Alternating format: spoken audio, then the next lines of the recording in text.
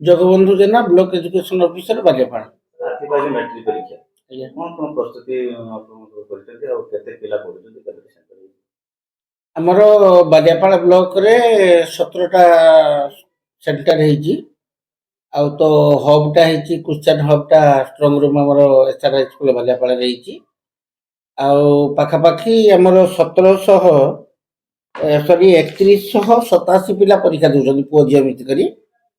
ଆଉ ବିଭିନ୍ନ ପ୍ରକାର ସବୁ ସ୍କୁଲ ଗୁଡ଼ିକରେ ଆପଣଙ୍କର ସେଣ୍ଟର ଗୁଡ଼ିକରେ AI କ୍ୟାମେରା ବୋର୍ଡ ତରଫରୁ ବୋର୍ଡ ଅଫ ସେକେଣ୍ଡାରୀ ଏଜୁକେସନଙ୍କ ତରଫରୁ ଆପଣଙ୍କର AI କ୍ୟାମେରା ସବୁ ସ୍କୁଲରେ ଲାଗିଛି ଏବଂ ତା ସହିତ ତ୍ରିସ୍ତରୀୟ ଆପଣଙ୍କର ସ୍କ୍ୱାଡ୍ ମଧ୍ୟ କରାଯାଇଛି।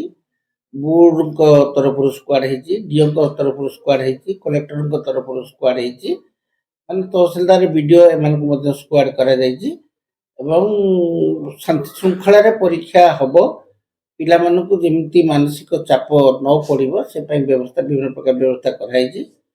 ପ୍ରଧାନ ଶିକ୍ଷକ ବା ଆପଣଙ୍କର ସୁପରିଟେଣ୍ଡେଣ୍ଟ ମାନଙ୍କୁ ସେ ପାଇଁ ନିର୍ଦ୍ଦେଶ ଦିଆହେଇଛି, ଟ୍ରେନିଂ ଦିଆହେଇଛି। ଅବଜରଭର ମାନଙ୍କୁ ମଧ୍ୟ ପ୍ରତ୍ୟେକ ସେଣ୍ଟରରେ ଅବଜରଭର ମଧ୍ୟ ନିଯୁକ୍ତି କରିଛନ୍ତି ଆମର board of secondary education Odisha. ତେଣୁ ସବୁ ମାନେ ନିରପେକ୍ଷ ଶୃଙ୍ଖଳାର ସହିତ ଫ୍ରି ଫେୟାର ଏକ୍ଜାମିନେସନ ହେବ, କିଛି ଅସୁବିଧା ନାହିଁ, ଶୃଙ୍ଖଳିତ ଭାବରେ ହେବ।